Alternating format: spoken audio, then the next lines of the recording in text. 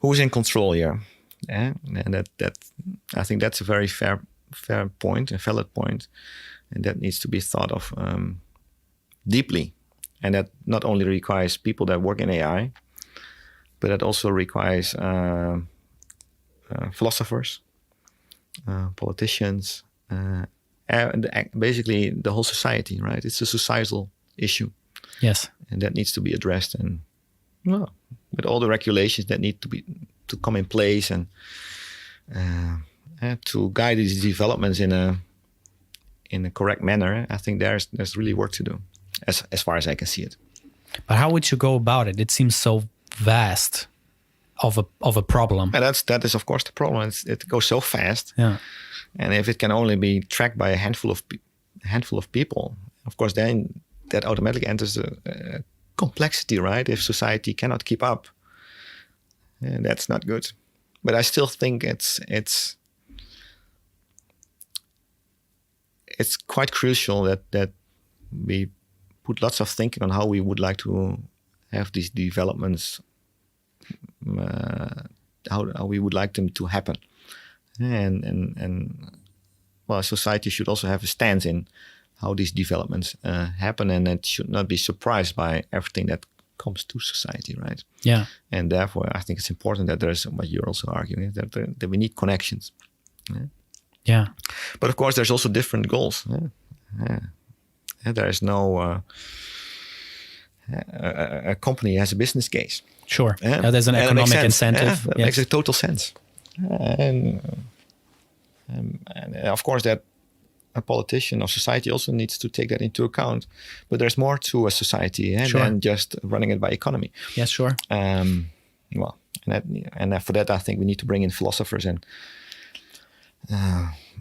maybe people more from other fields that help us all think about these problems. I mean, specifically, you mentioned self-driving cars before. Oh, it's just an example. Yeah, just as an example. Yeah. But even there, it's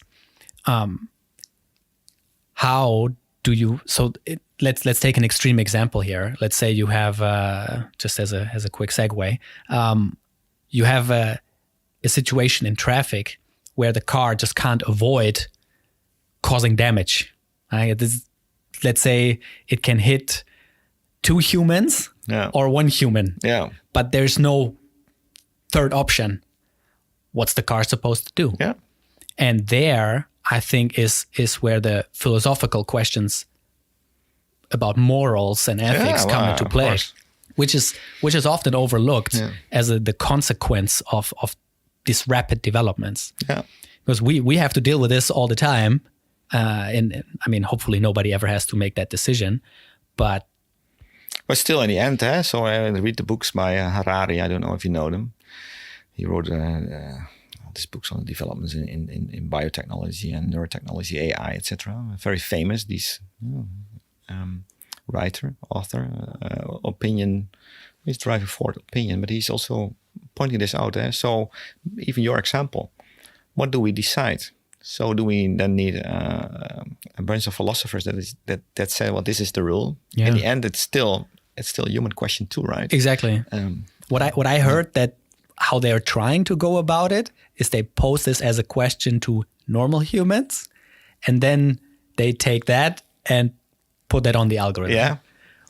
But still, and so in order to get these systems accepted in society, and maybe not the self-driving cars, of course, but also other systems,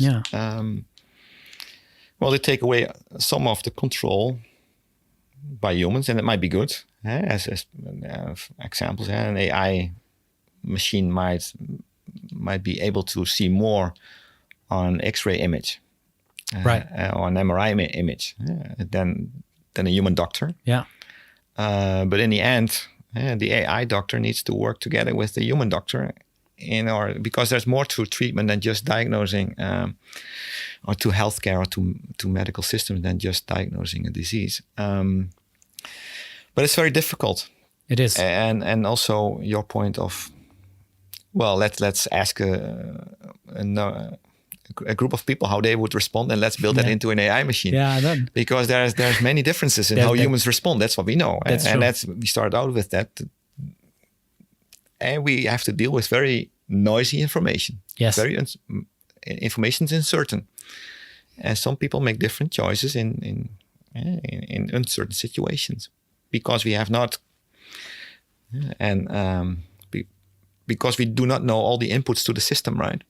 In the human case.